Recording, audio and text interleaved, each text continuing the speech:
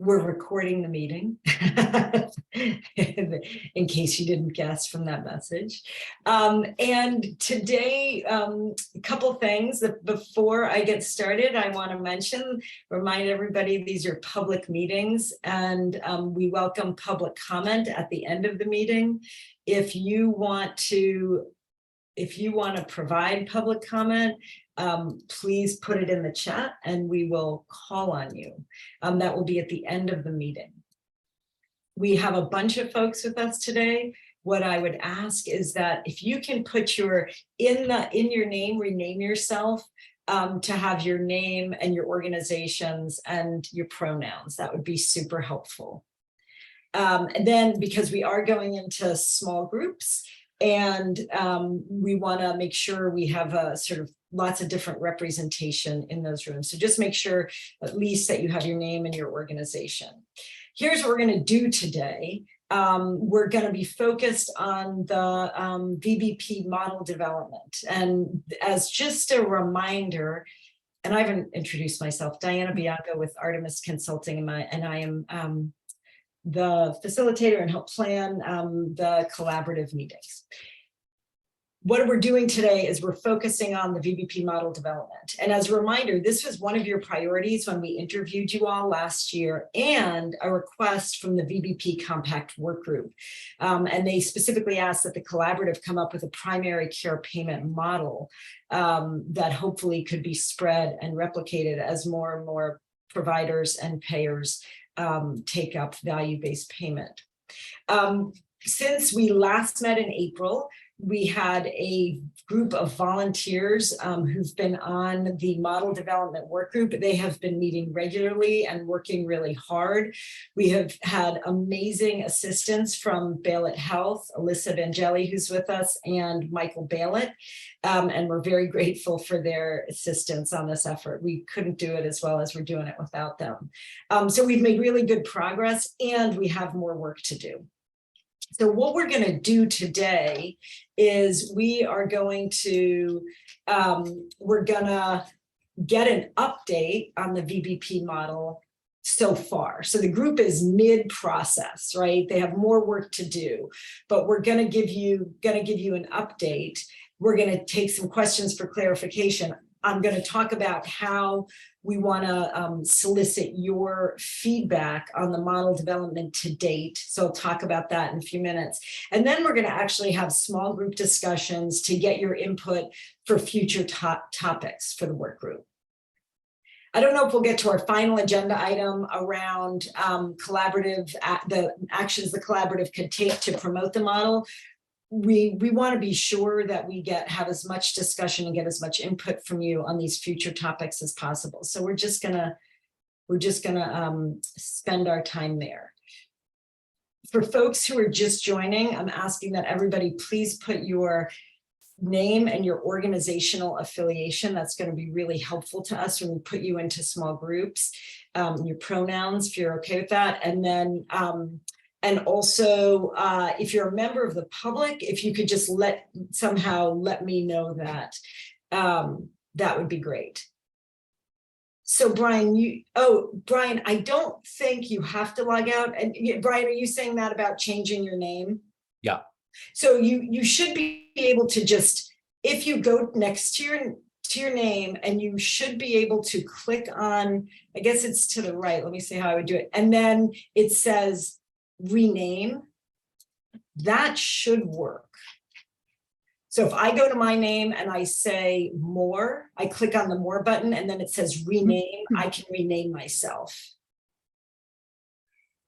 Okay, great. Thanks, folks. All right. All right. Any questions or comments on the agenda or what we're doing today?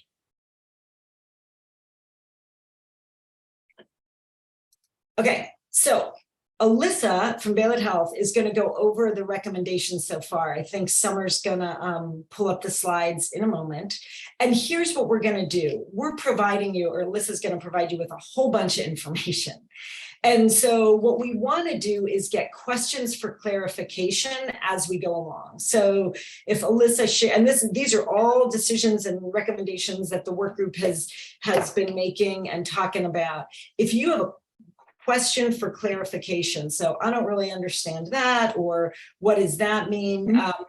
Please raise your hand, let us know, and we'll have that, we'll invite those questions for clarification. What we're gonna do in terms of getting feedback from the collaborative on their draft recommendations so far, and I'll remind you when we get there, but after the meeting, we're gonna send out the slides and we're gonna ask you to provide written comments. And this is why. We wanna give you time to digest the information, because we're gonna give you a lot of information. It didn't seem sort of fair to say, okay, give us your input right now, right? So we wanted to give you time to provide, to look at it, provide some written input.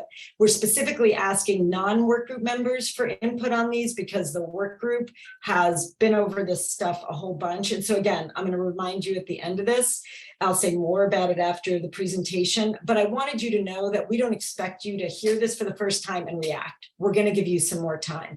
And then we're going to take all that input and organize it for additional work group discussion. So we're not looking for, I like this, I don't like this, I'm concerned about this at this point, because we're going to give you time to digest it and think about it. But what we do absolutely welcome is raising hands. I don't understand that. What does that mean? Yes, Bill just said you are all going to get this. We're going to send the slide deck out 100%. And that's going to give you the opportunity to review it. So yes, you're going to get the slide deck. Okay, so with that, I'm going to turn it over to Alyssa, who's been so fantastic on this project, and really appreciate all the work that Baylor has done with the work group. So Alyssa, take it away. Wonderful. Thank you so much, Diana. And hello, everybody. It's so nice to be with you today. And I'm really pleased to share some updates on the wonderful work that the VBP Model Development Work Group has been engaged on over the past few months. So I'll start with the agenda. Next slide, please. So here is an overview of what I will be covering with you all today. We're going to start out with a process overview of the steps that we've taken thus far in the work group's decisions to make preliminary recommendations, go over the VBP model principles that the work group agreed on, a summary of the design decision topics that we've discussed in meetings, a summary of some of the design decision recommendations that have been made, future topics and discussions, and then feedback on model development recommendations, and then small group discussions to end. Next slide, please. So we wanted to start out with a roster of who has been participating in these meetings. You'll see here that there is a broad array of participation from practices, including pediatric practices, FQHCs, commercial payers, and public payers, which has really helped to inform a robust dialogue around all of these decision topics. And while participation isn't always exactly consistent meeting to meeting, it's been consistent enough to give us a good, I think, mix of perspectives on these design decisions. Next slide, please. So the work group has convened 5 times since May of this year. And the framework of decision-making has been to first identify a work plan for identifying key topics and design decisions for the VBP payment model. We began the process with identifying recommendations that we wanted to draw from the 2018 PCPRC progress report. We then went on to establish principles to guide the payment model design, work through a series of these specific design decisions, which we'll get into in a moment. We're able to reach consensus on a number of these, and we are in the process of further discussions on a number. And the target timeline for draft completion of the VBP model framework is for the end of this calendar year. I just want to emphasize the draft portion of that, and that we are going to have time for further reflection, both from the VBP work group as well as the full collaborative and members of the public. Next slide, please. So these are the principles that the work group spent a lot of time working through, and some of this work also happened offline, given the perspectives that were presented at the meeting. So I'm going to go through these pretty quickly, but feel free to jump in with any questions or clarifying points. So the first is that the model should support unique needs of adult and pediatric populations to ensure equitable access to and delivery of care. So throughout all of the design decisions, we are taking into account how the model will potentially differ for adult and pediatric populations. Number two is to support practices to provide the full scope of care patients need to address medical and social complexity while not disincentivizing them from serving complex patients. Three is to align models and metrics across payers to ease administrative burden on practices and maximize healthcare teams' impact on health outcomes while allowing for flexibility and implementation by diverse types of practices. Four is to support interdisciplinary teams to provide team-based care. Next slide, please.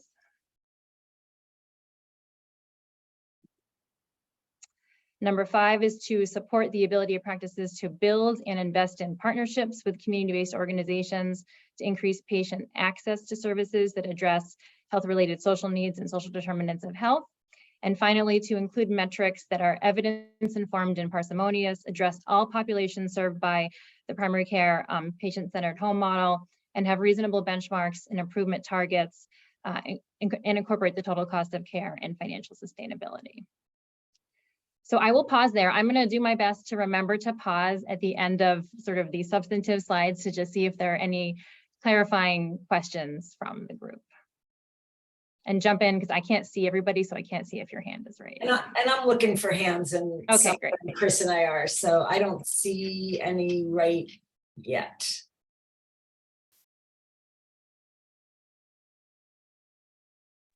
It looks like there's a hand. Bill? Yeah, Bill. Thanks. I see a couple sort of mentions or something that may steer towards this, but I was just wondering if the group talked about identifying traditional health workers more directly and more clearly about the importance of supporting that workforce within this model. I mean, it's sort of referenced a little bit, but yeah, that's direct about it. Sure, thanks for the question.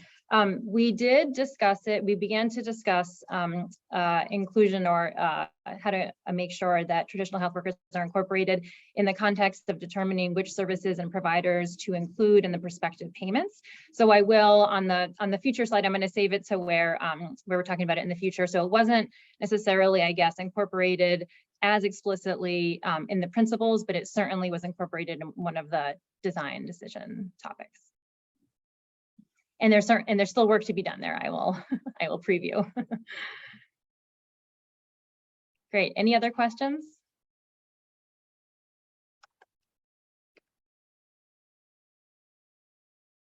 Okay, so I think we can move on to the next slide. So these are the 10 primary design decision topics that we have embarked on with the work group to help develop some parameters for the model. We are considering these sequentially, although I will say for a number of these topics, we have started a conversation during a meeting, have needed to revisit the topic during a subsequent meeting. And in addition, there have been a number of topics where the work group has come to consensus on some initial recommendations or parameters, and then we'll be using future work group meetings to discuss further specifics. And I will note those topics throughout as we discuss these. In addition, I will say that as I'm going through all of these preliminary recommendations, they again are preliminary, and there will be opportunities for the work group to revisit them before the work is complete. We also recognize that it's really important for members of the collaborative and other interested parties to review the model development framework, as this model will need a broad base of support if the VBP compact is to be realized. Next slide, please. So the first design decision we tackled is the base payment model. And the work group made the decision to essentially start the model design with the 2018 PCPRC recommendation that the payment model be aligned with the CMS then Comprehensive Primary Care Plus Advanced Primary Care Medical Home Payment Model, in which Oregon participates. So this proposed model, the one that we are developing, extend that CPC Plus framework to all payers in Oregon, to non-CPC Plus clinics, including pediatric practices, federally qualified health centers, and rural clinics. The specific components of that payment model include risk-adjusted infrastructure payments, performance-based incentive payments, fee-for-service payments, and prospective primary care capitation payments. We have discussed some of these payments in greater length than others, and I will say that we have not yet had the discussion on targets for the various payment model components, but that is a topic of a future meeting. One thing to note is that while the 2018 PCPRC progress report did contemplate a second primary care and behavioral health integration payment model, the work group opted instead to draw behavioral health integration into this model instead of developing a separate model for behavioral health integration. And I also want to note that while those set of recommendations also envisioned the possibility of total cost of care arrangements involving shared savings and risk, the work group recommended that total cost of care designs can be complementary to the primary care VBP model, but not be part of the model. So I'll pause there for questions.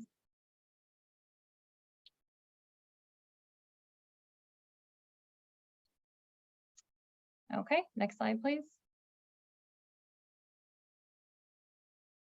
The work group then addressed some essentially parameters for any practice level prerequisites that should be considered for the VPB model. And of course, a natural place to start there was whether patient-centered primary care home recognition should be a prerequisite. This was a topic that spanned a couple of meetings. I think there is a lot of interest in ensuring that there's continued incentives for practices to be certified, and at the same time, a recognition that the work group didn't want to necessarily exclude certain practices. And so the recommendation thus far is that practices will be strongly recommended to become certified before engaging in the VPP models, and that payers should incentivize and reward certification for practices with which they contract through supplemental payments, such as through infrastructure payments. The work group recommended that there be no other practice participation prerequisites, such as a minimum practice size threshold or other types of performance pre-qualifications, such as quality measures. And in terms of phase-in period for practices, the work group recommended that the process should happen organically with the goal of all practices phasing in within 3 years in a manner to be decided by payers and practices. Any questions?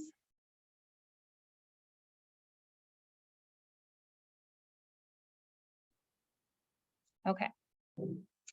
So we then went to the topic of primary care providers and services that should be included in the prospective payments. And one, I think, initial important decision that the group made was to focus on services to include as opposed to specific providers, because we wanted to ensure that the model allowed for a diverse array of care team members to be included in prospective payments.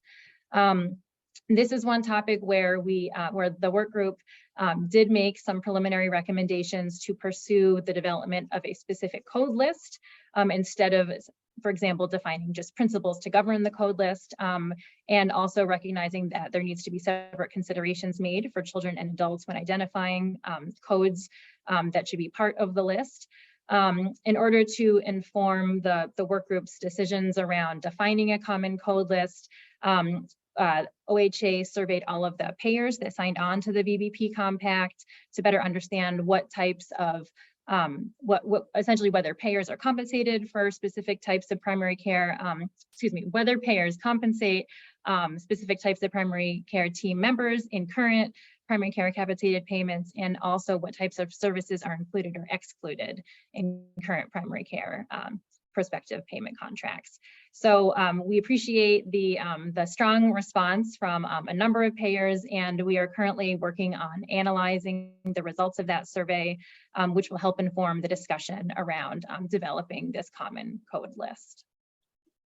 To the question that was raised before, I guess I will add that one of the specific questions in the survey is whether payers currently adjust payment rates to include traditional health workers, as well as behavioral health and other pharmacist services. And the findings that we, the survey findings thus far are that those services, those payers are not necessarily included.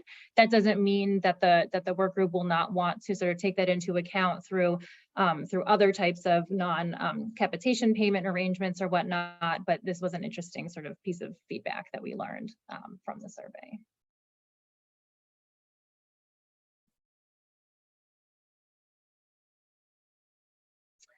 Next, the work group discussed attribution for the purpose of determining prospective payments for patients attributed to a primary care practice.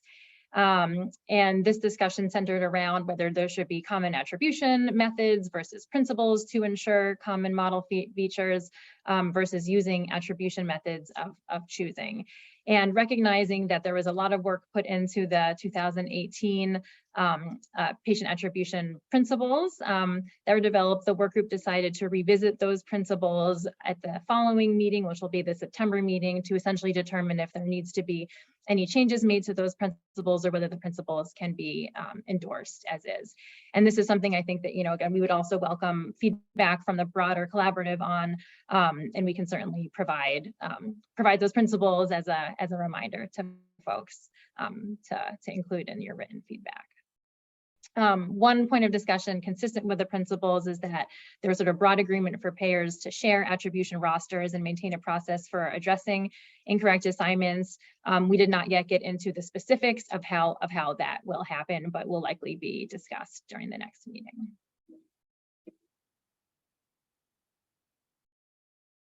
Any discussions there? Any questions there? Looks like we're good. Okay, I'll keep going. So next, the work group considered guidelines for how to govern how prospective payment rates are developed. So we started with a question of whether the analysis of historic per member per month spending should occur on a practice specific basis or on a market-wide basis, and how practice size should impact that analysis. So the work group made the recommendations that for larger providers, payers and providers can agree to develop practice-specific rates on a case-by-case basis, or utilize a standard PMPM capitation rate based on a market-wide calculation. For smaller practices, payers can offer a standard PMPM capitation rate based on a market-wide or practice-only calculation. So the sort of takeaway there is that there's some flexibility based on practice size in terms of the rate development.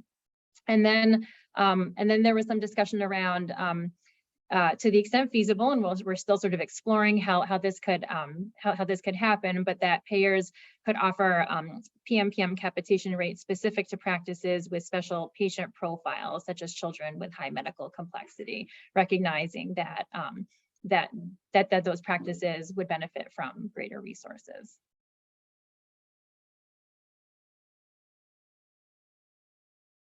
Any questions there? Okay, then we considered how rate development should account for primary care services delivered by providers outside of the capitation. So there was consensus that payers should apply monthly reattribution to shift prospective payments to new primary care sites as quickly as possible. We also recognize, or there was feedback raised that monthly reattribution can be tricky, since you don't want to necessarily reattribute someone when there's just one visit elsewhere. So we didn't get into the details of exactly how that should be done. But again, there's general consensus supporting that. And also that payers should monitor the percentage of primary care services delivered to attributive members outside the primary care practice, and inquire about outlier practices in order to identify if there are any potential access concerns that should be addressed. There was consensus that rates should be updated annually, and also in order to ensure transparency for contracting providers on rate development, payers should provide a general description of the rate methodology to providers using a common template to be developed by OHA.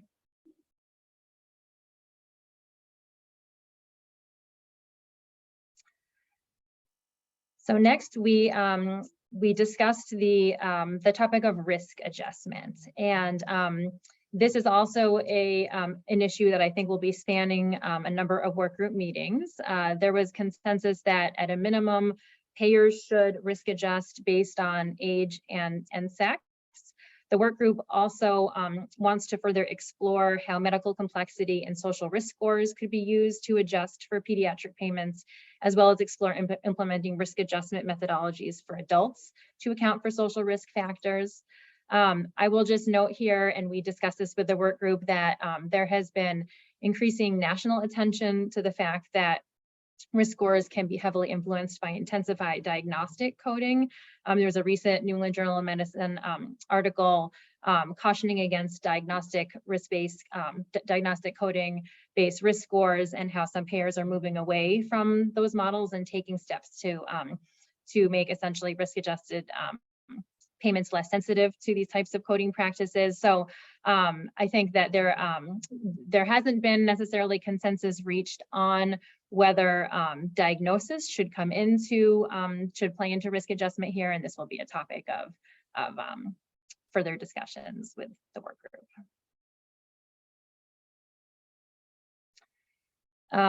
We also discussed how capitated payments should be adjusted to account for cost sharing. So meaning whether the capitation payment is based on the full allowed amount without deducting for cost sharing, which would then be deducted retrospectively after claims are received, or whether the capitation is based on the paid amount. We have not reached consensus on this yet. The work group staff are in the process of following up with some of the commercial payers on the work group to better understand current methodology for adjusting capitated payments, which will help inform further discussion on this topic.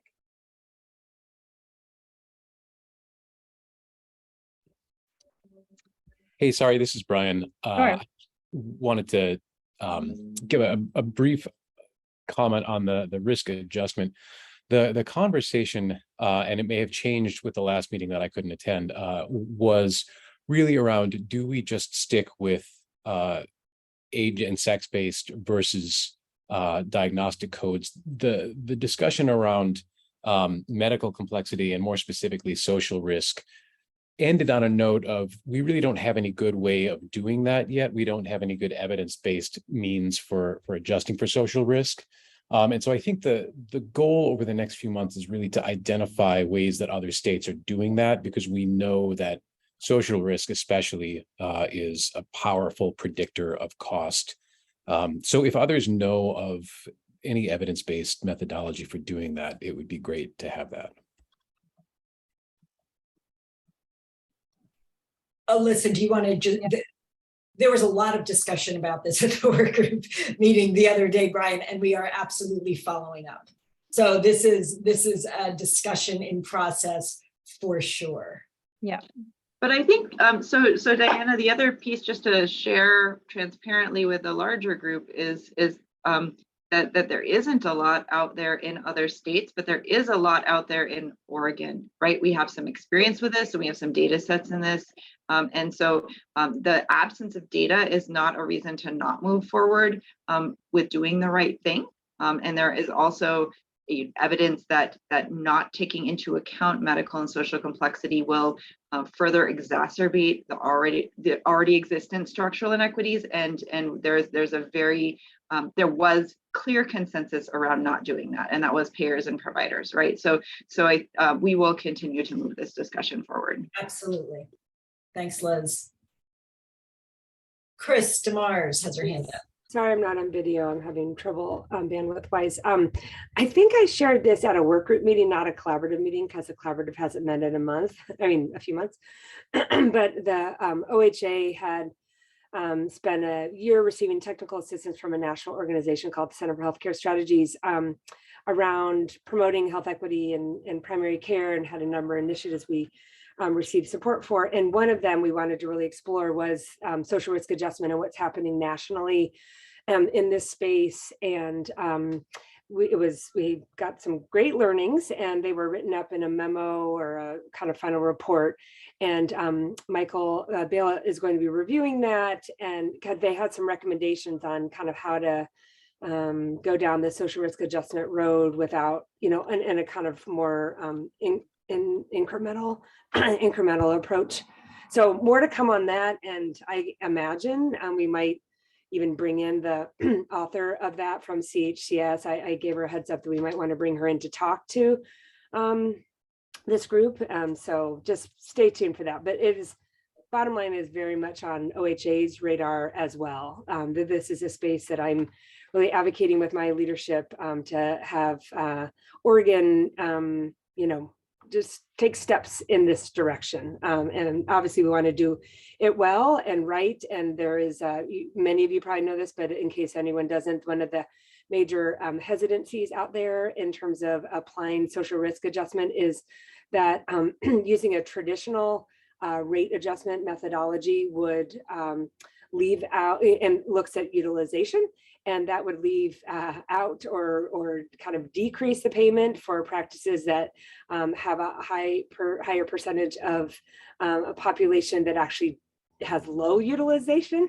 And obviously for some people, those are the ones we want to make sure actually get in the door, and that practices have additional funds to reach out to and support those populations. So those are just some of the thoughts from the OHA side. And Chris, Brian asked in the chat is that a report you can share? Or yeah, not now, but I think we will be. I just want to wait until we have a plan with Michael, but I think we will be able to, or definitely share portions of it. Absolutely, yeah. Thank you. Mm-hmm. All right. This is okay. Yes, thank you for that. Go ahead, Alyssa. Okay. So I think moving on to the next slide then.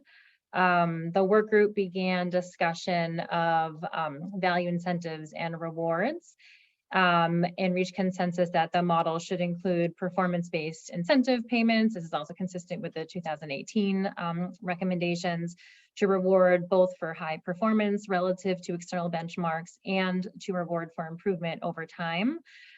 There was widespread recognition that eligible incentive payment should have a minimum value in order to be impactful. And at the following meeting, the work group will be discussing some more specific parameters, including frequency and measurement of measurement of payments, and a potential glide path to increasing incentive payments over time.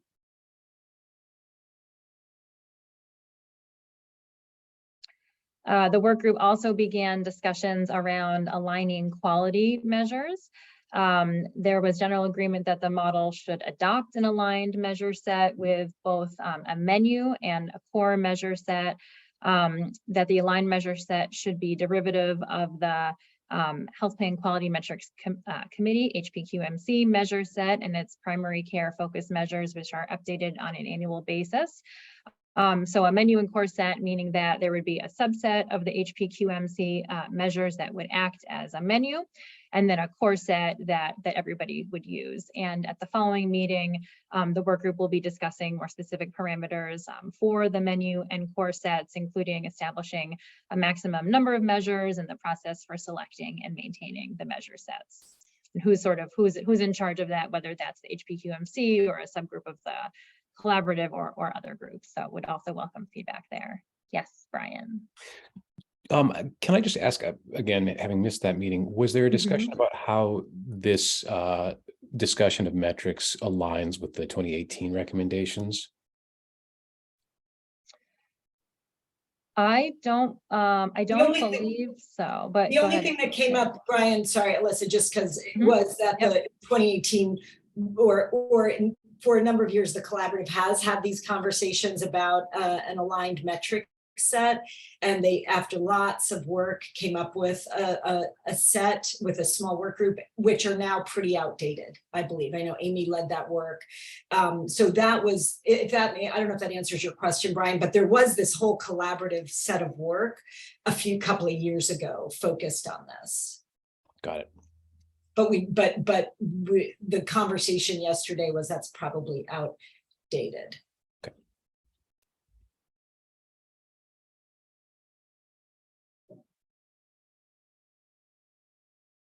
Is there another hand? No. I think you can keep going. I don't see another hand. Okay.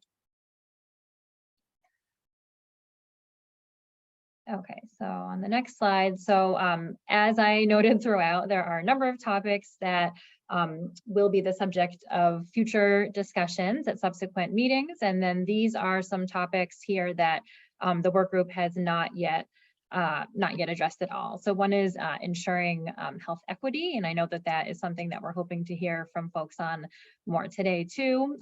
Protecting against potential unintended negative consequences of capitated prospective payments, and more specific details on both infrastructure payments and targets for payment model components. Also on deck for future work group discussion topics is state and payer data and technical support and removal of administrative burdens. And as Diana teed up, we are also very interested in hearing feedback from collaborative members about future topics that the work group should be thinking about in the coming months, or additional guidance that would be beneficial. So let me, Alyssa, I think you're just about done, but Colleen, let me end, because Liz came late too. What we're trying to do is get questions for clarification at this point as Alyssa's going through. Then what we've asked is that after this, we want to give people time to, especially the non-work group members, the non-small group members, to digest all this information. So we're gonna send the slide deck out and give people time to provide written comment for non-work group members who haven't been participating. We've had some, so that's going to be the follow-up, and then we're in a few minutes going to go into small groups. So I don't know if you wanted to, what you wanted to share, Colleen, but we're not necessarily opening everything for discussion now, but I don't want to quash your question or comment either. So why don't you go ahead and, was it a question or a comment or? I don't know. Well, then just put it out there and we can. I mean, I guess I just to the metrics part, and to like kind of clarify Brian and your comment part, I guess when we get to future discussions and talk about small group, I know one thing we've always brought up is health plan quality metrics were things that could be collected at the health plan level, which gets a little different than when you're talking about primary care. There's also heavy access measures there. So that's tricky because that's tied to attribution.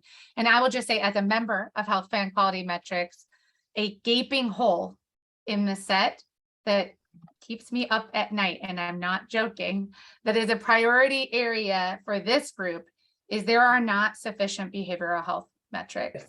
And yet we have a whole memo on that. So in future conversations, I think it's going to be a really important, timely, important point. Yeah. No, I really appreciate that. And so, yes, as we have this conversation, the small group, the development work group, let's make sure to bring that forward. So thank you. Yeah.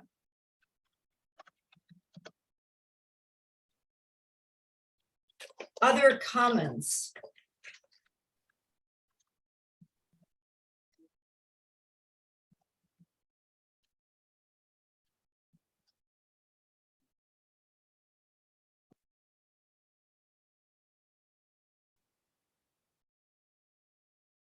And we can go back to former slides too, if it's helpful to have content in front of you.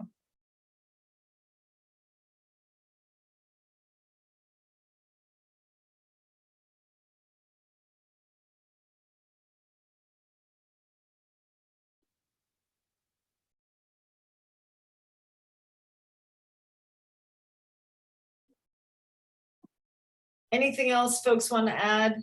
Anything else from work group members?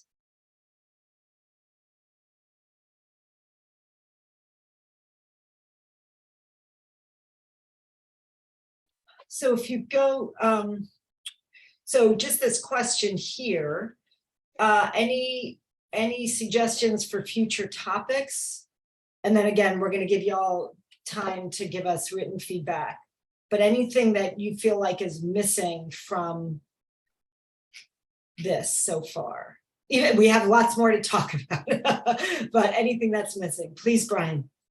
I think establishing metrics or some sort of methodology to ensure that we're meeting the state's guidance to increase spending in primary care. You know, value-based payment is going to be one model, but making sure that we don't just transpose what we're currently spending to a different method of payment.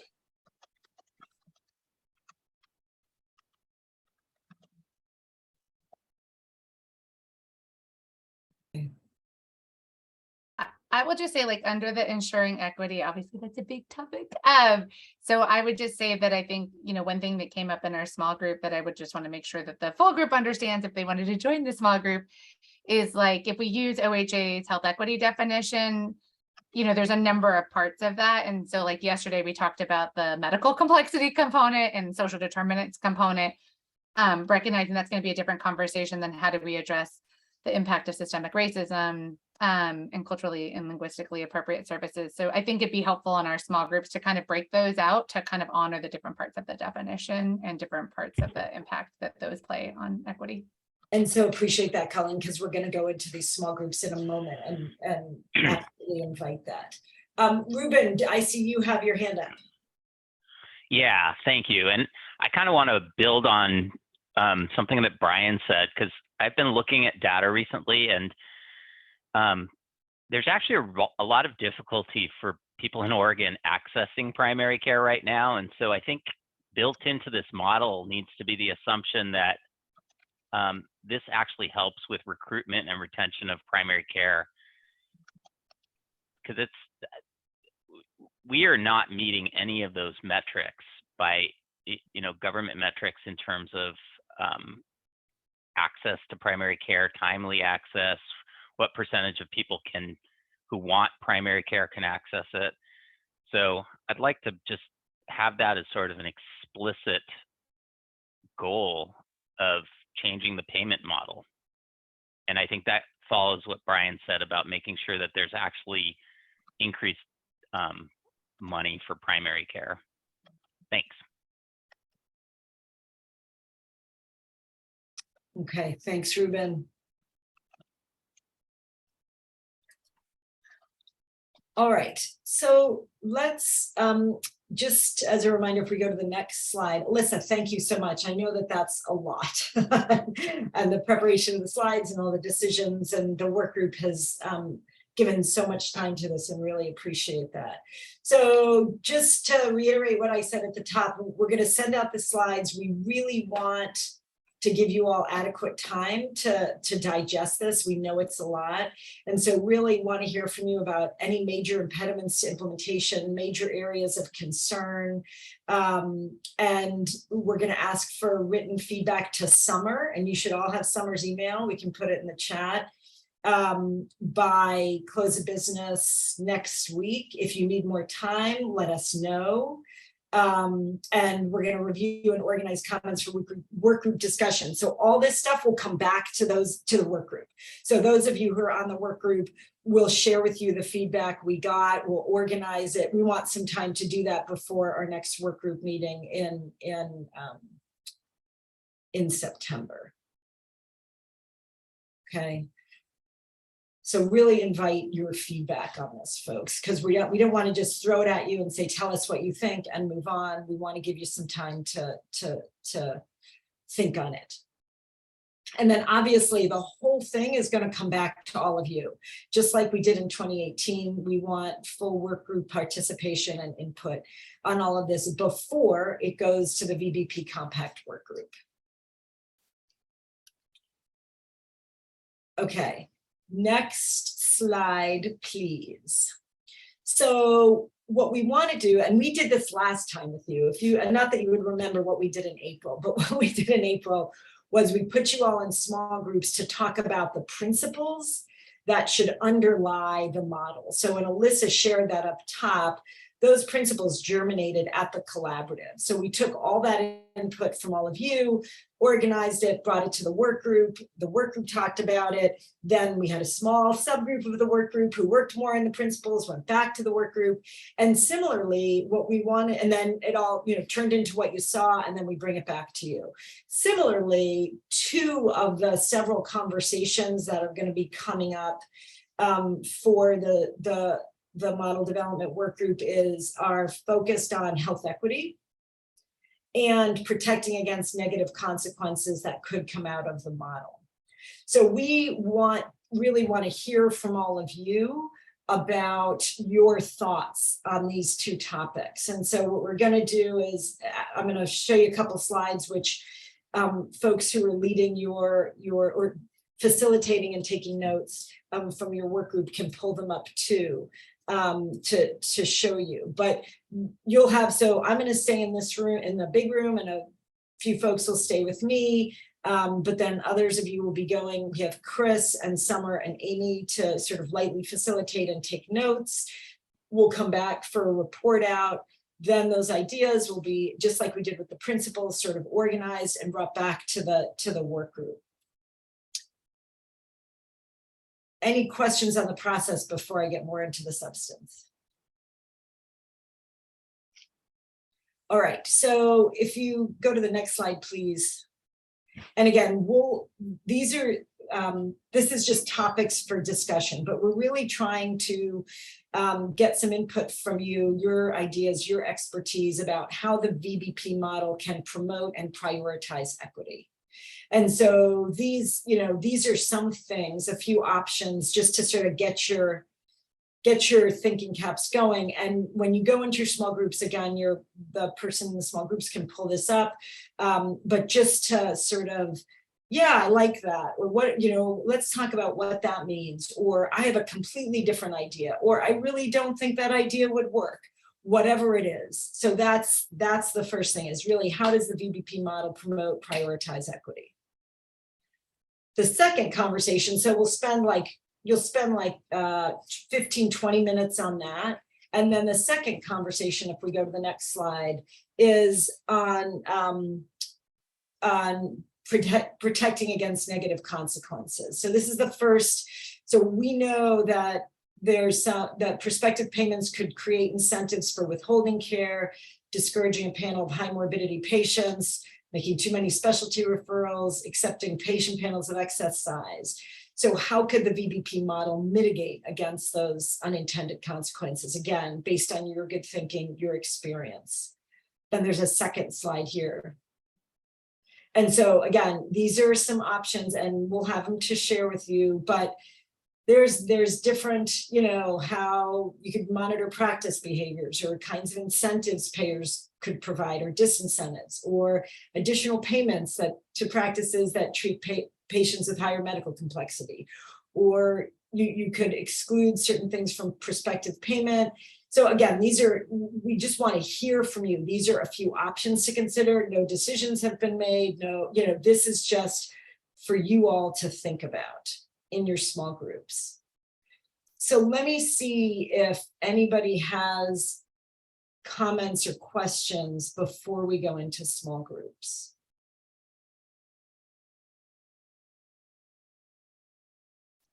Again, know this is a lot of content, but want to give you all the time to sort through and think through all of this. Okay, so it's 11:20 now, and we will go into small groups for, let's see, like 30 minutes or so. And I guess I would ask Chris, Summer, Amy, if your group is like, we have so much more to talk about, we're not ready to come back, if you could text me or you could chat me, but I'm going to do it for 30 minutes right now, and then we'll just see. I mean, so group members, if you feel like, hey, we have more we want to talk about, we could add a few minutes onto the conversation. All right, so with that, I'm going to open the rooms, and hopefully it all goes according to plan. Talk about equity, talk about navigating unintended consequences. It would be awesome if you're able in your small group, if you can, to put on your camera, because it's sort of and I know some people can't, so that's okay too, understand it. And I know some folks are going into going on the phone, and just do whatever you can. All right, so let's go into small groups now.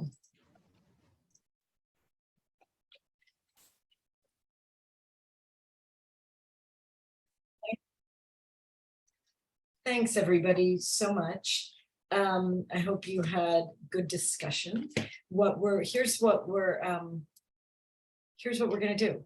We're gonna hear some just report out and some additional, what folks talked about, if there was additional discussion.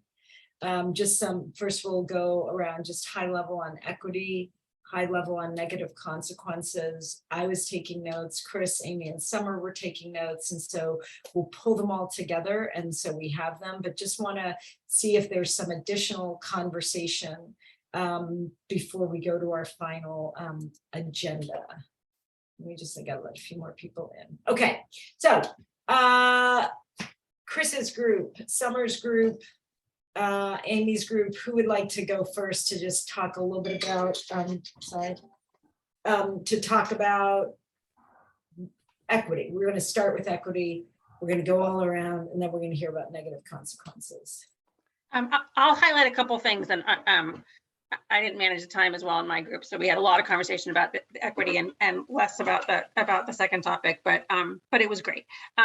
Something that came up, well, I think the group was really focused on the need to incentivize, to figure out how to collect data, race, ethnicity, real D, SOGI data, and strategies to recognizing that it's collecting that data is different for different populations, the barriers, lack of trust, how do you engage MAs and the front office staff, and building that trust, maybe engaging community-based organizations, and so thinking about that, and then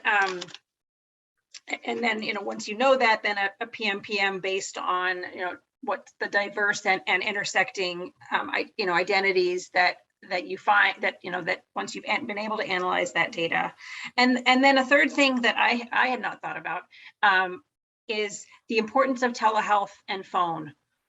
Both in rural areas to maintain access and equity, but in urban as well, and that you've got patients that maybe feel comfortable, in a primary care practice. It's a culturally, appropriate practice for them.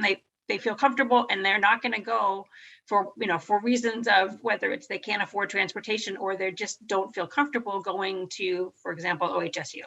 And so, how do we keep that option available with, when it's been expanded for the public health emergency, maybe is contracting, and how can that be part of the payment model? Anything else from my group? It was a very vocal, good conversation.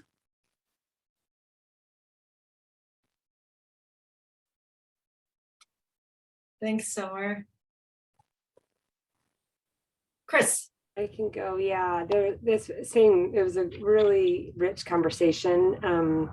And I would say that I'm going to make comments that both touch on promoting equity and how to minimize adverse effects. There was not a clean line. So sorry that this maybe isn't as tight as it would be if I had a little more time to organize. But so in general, our group really appreciated all the examples around the slide, and really we didn't spend time prioritizing, even though I asked, because I had so many other thoughts. So maybe if we were to do a follow-up survey, maybe you three could prioritize, but that was not where they were. Although one addition is to really focus on community information exchange, that most CCOs at this point have Unitas, and that's just a really powerful tool. So I want to make sure that's added. But so here's some of the other thoughts. Like most, and I guess this gets at one of the other recommendations on the slide. Most clinics do not have this infrastructure yet. And so they need support both to build the infrastructure, say this in particular, like staff, or even the data systems that we talked more about, this, right, having the right staff, and then to sustain that too. So for example, for health-related social needs screening, you know, to make sure that they have staff capacity, and then also have solutions to that, what's identified, kind of built in the referral process built in. There's concern around capitation. Financial incentives and disincentives are a powerful tool, even subconsciously, so they can, you know, incentivize practices to withhold care. And so really need to be thoughtful about that. And we need to get the balance between the incentives and accountability right, and a balance between fee for service and infrastructure payments right as well. Another recommendation, real strong recommendation, is to get Medicare on board. Sorry, my notes just got really small. To get Medicare on board, which is tangentially related to equity, not directly, I would say. Really focus once again on strategies that prevent cherry picking. Real D data, it's using that data right now. We're not quite ready for that. So there needs to be a glide path with regard to using that data. There's a request to see more of a partnership with payers. Not all of this work should be on the providers. And so, for example, once again, with health-related social needs screening, for example, maybe screen upon enrollment, but also be attentive to rescreening and traumatizing, that could be traumatizing. I already mentioned the CIE, Community Information Exchange. The comment was brought up a few times that we are not probably going to get this right the first time, so need to build in flexibility and the possibility of revisiting approaches. And one example is given for that is around stratifying by race and ethnicity, and some practices might not have a robust enough population to be able to stratify. And so just allowing for flexibility there and figuring out how to do that in instances where the data don't exist in a great enough number.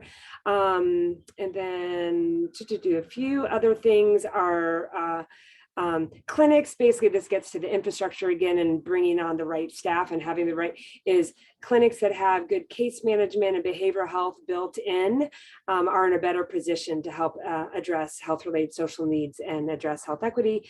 And then there was a request around the PCPCH model revision around, like, for example, knowing more specifically what is in each tier level, like what the practices have in each tier level. So for example, in tier 5, making sure that behavioral health integration and complex care management is a guarantee with a tier 5 as opposed to optional. So that is it for my group, I think. Anything I missed, folks?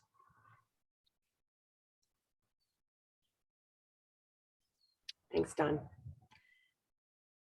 Okay, this is Christy. I think I'm last. I'm Amy's group. And so there's already been a lot of conversation, so I won't be repetitive. Our group, when we talked about promoting health equity, talked about supporting practices and collecting data and closing the gaps to make care more equitable and making it a shared responsibility, with a suggestion that the payers have responsibility here and already collect that data. I personally throw in that I wonder if it really needs to be collected and reported on every visit, because the payers probably can't do that. We also talked about grouping practices together to make more resources accessible, because smaller practices are unable to access some resources, such as some difficulty connecting, getting contracted with Unitas, and so that you might not qualify for programs, or the contracting is a problem. But if practices band together to be one, then maybe there would be more access. And then also talked about community-based health record with shared data. I think that between what the others have said and what our group talked about, I think that's it. Thanks, Christy. And you actually weren't last. My group was last, so all good. But yeah, really appreciate what people have shared. And I see a number of folks had to leave at 12, but let me just briefly share on equity, and then I'll see if there's anything more on navigating negative consequences, because we did break them up, although they are, as Chris said, interrelated. Our group really started with this piece about, is there somehow to use real D? That practices, you know, to in the model to promote equity, practices are doing it. How do we leverage what already exists? And that the, you know, the intent of Real D, how do you capitalize on that? And then there was though concern about there could be some unintended harm of using that data, because there's lots of people who have shown the response is unknown. So it's great for a longer term vision, but folks really want to be mindful of any unintended consequences with that. We talked a fair bit about also using, you know, using what exists. We talked about using the land framework, which is already exists, and how do you build equity into that framework? As folks are already going down that road, go back. So think maybe about the infrastructure payment, like building infrastructure to collect the data, whether it's Real D or something else. And just this concern about, you know, obviously promoting, prioritizing equity, really important, and how do we streamline it rather than add on. And then we talked a fair bit about risk adjustment methodology and how you could use that to promote equity as well. And then finally, a conversation about if you really wanted to think broadly and creatively, sort of trying to realize public health coordination and integration with public health. And so there was some, you know, collaboration and data sharing with social service organizations, but how would you actually do that with public health, not just social service organizations? So that was, and then, you know, even looking as far as sort of how could payers and practices use community health needs assessments, again, building on what already exists. Let me see about let me start actually with the protecting against negative consequences. Anybody from my group want to weigh in on the equity conversation before I go to protecting against negative consequences? We didn't, we looked at the options, and folks were concerned that first option about payers monitoring practices, sort of what that would actually look like in implementation, and that felt really difficult. And especially, we had a whole conversation about different definitions of access. And so needing to have a shared definition of access, because for the payer, it might mean a face-to-face visit, but the patient may actually need a video visit, and making sure there's clarity about what access means, and that we have to be meeting the needs of patients, and that a negative consequence of some of the monitoring could be that patients aren't getting what they need because there's this desire to sort of meet this other definition of access. And then we also talked about using the right measures to incentivize the right things, and that could help with avoiding negative consequences. And then lastly, just this concern that we all know about using old data, and how that, you know, 18-month-old data, claims data, and how that, how do you mitigate some of the challenges of that as you try to mitigate negative consequences? So I'm going to stop and see, Summer, do you have things to add from your group on the negative consequences discussion? Yeah, just one thing, and again, we didn't get much time to talk about this, but the second bullet option to consider around creating incentives or disincentives in relation to inappropriate use of specialists, and the interest in creating, really focusing on incentivizing connection with specialists, that consultation between with specialists and primary care, so that the primary care practice provider can do more in the primary care clinic and not have to refer patients out. But right now, that time that is spent talking to a specialist isn't compensated for the primary care provider or the specialist. And so some way to incentivize that, which will get at the, you know, decreasing the referrals out. Chris and Christy, anything to add on those I discussions? don't, sorry, I just merged everything because like I Okay. said, flowy conversation. All good. Christy, do you have anything to add? You're on mute. Thank you. Sorry, I have my grandson in here, so I'm off and on the camera and the mute. So, Okay. yeah, so, we were concerned about the unintended consequences of decreasing accessibility for everybody by collecting data and providing the metrics. And that was when we started talking about payers taking up responsibility. That's about it. All right, good. Thank you. Any additional discussion, folks? I see a hand up. It is Liz. Hi, thanks. So one of the things that we talked about in both the equity conversation and the unanticipated consequences or unintended consequences conversation was that there is diversity in the types of disparities. So specifically speaking to rural and the increased rate of death and comorbidities that we see in rural residents, sort of independent of the real DSOG risk factors. And so making sure that as so data feels really important, and valuing populations that have health disparities feels really important, and so investing in the collection of data is meaningful.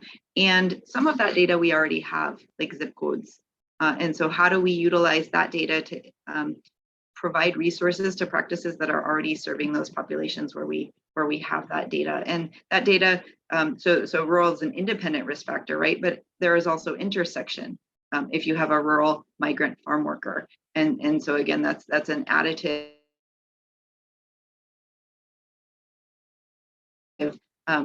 disparity. And then the other concern that we talked about is just the risk that the VBP model may unintentionally and significantly increase the health disparities for rural, because those are the small practices that are going to be sort of hardest to adjust for a model like this. And so really worth the time if we are aiming for equity and investing in that and leaning into that, and not just sort of discounting, oh, those practices don't have enough covered lives.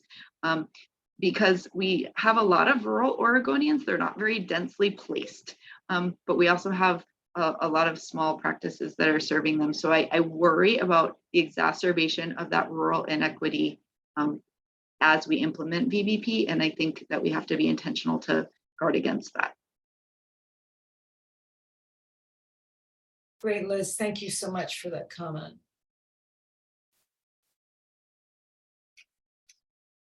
Any other reflections as we wrap this piece up? Brian, please. Something that came up in our group was the real challenge right now in getting access to primary care. And I mean, that's both an equity issue and just purely a health issue. With primary care being, the one area of healthcare that we know improves outcomes. There are a lot of things that we could be doing and that we arguably should be doing with data and with metrics. But I wonder if starting simply with just a few metrics that identify places where people don't have access to primary care, and then figure out how to increase that workforce.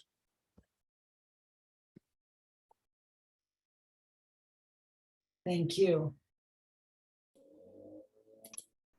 I just wanted to add that it's really interesting that one of the concerns is overuse of specialists, because we can't even access specialists down here. When we search for them in our community, there aren't any. So we go to the next community, Medford, they don't have any. They tell us to go back to Grants Pass. Then we started referring to Eugene, and now they they don't have room for us either. So you don't have to worry about Southern Oregon overusing specialists. Thanks, Christy. And that's a really cute little baby you got there. Can't not acknowledge the baby. Anything else? This is Lisa, and I apologize. There is yard work going on outside. If you hear that, another thing that's coming to mind as I hear this is being mindful of the independent practices that don't hit a FQHC or rural health or not large enough, kind of what Carolyn raised and what I'm hearing of being mindful of the independent practices that do deliver quality and cost savings in those models, but are too small to really qualify and don't qualify for any additional funding resources to support being independent. I think being mindful of that as well. Thank you, Lisa.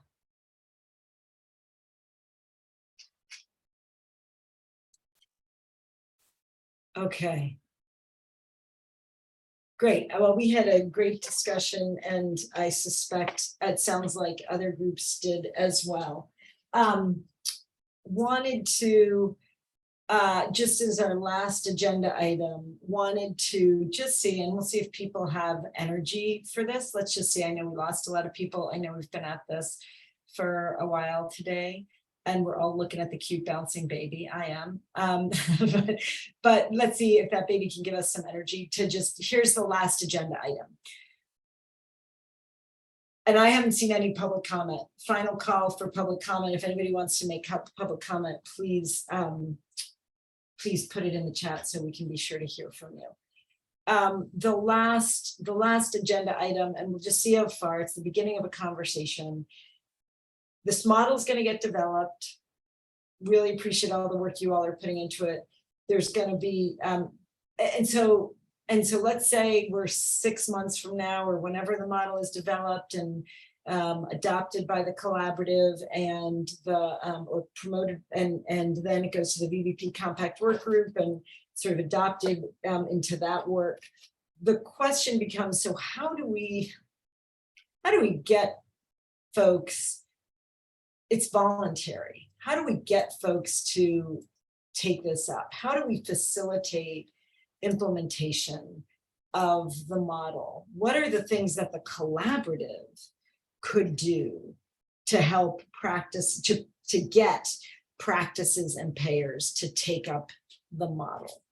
So just want to put that out there. I'll sort of open it up for comments from folks, and we'll see where we land.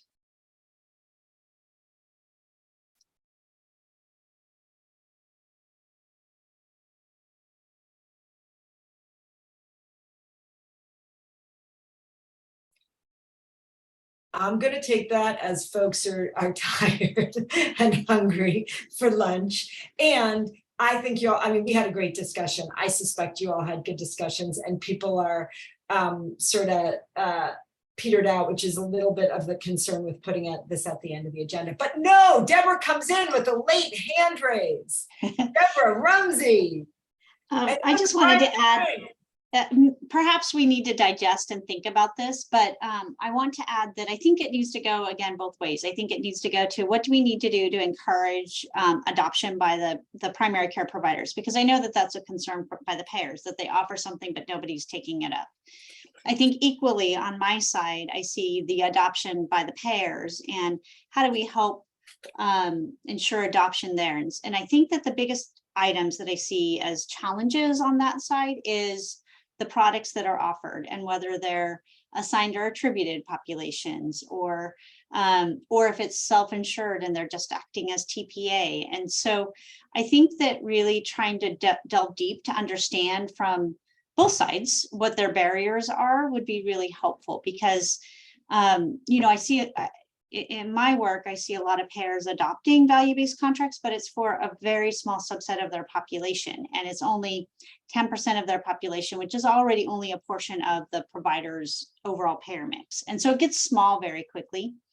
And so I don't know how to, you know, it is a dual-edged sword, but but I think that we need to address both sides. Yes, and absolutely, Deborah, that makes a ton of sense. And I hope I didn't misspeak and say, how do we get payers to adopt it? But how do we get both payers and providers to adopt it? And to hear you and Linnea offered a second on that is, let's have some more time to think about this. And then you talked about looking at some of the products offered and how do we manage that fact, right? How do we manage all the different products that are offered? Brian. Thanks. Yeah, I think about this very simplistically. I think for getting providers to adopt it, there needs to be one model or a very small number of models.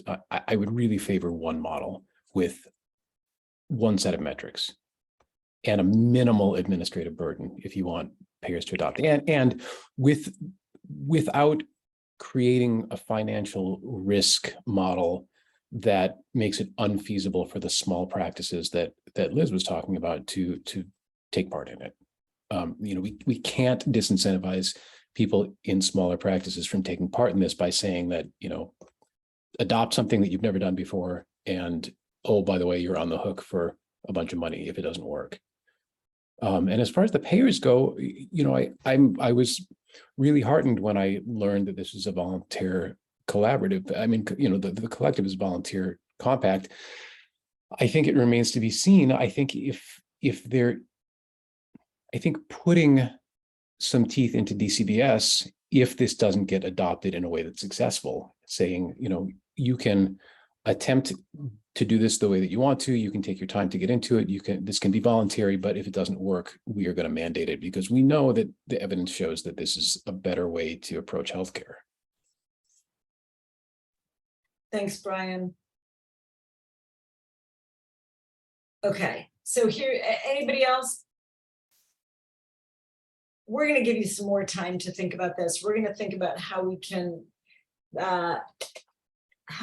sort of ask the question too in a way that encourages, or maybe give you some options that encourages more of this discussion. So we will come back to you on this one. Want to say we really appreciate your participation and your good thinking. And here's the next steps. Just as a reminder, we will be providing, Summer will be sending out the slides with a specific request, especially for non-work group for folks who haven't served on the small work group, to give us any written feedback they have. That doesn't preclude those who are on the work group from submitting feedback, but we want to make an extra pitch to the folks who haven't been on the work group to do that as well. And probably within the next week, Summer's email will say it and you can just get it back to Summer. Want to thank folks for your time today and hope you have a great rest of your afternoon, and thanks again for your commitment to this work. Take care, everybody. Bye-bye.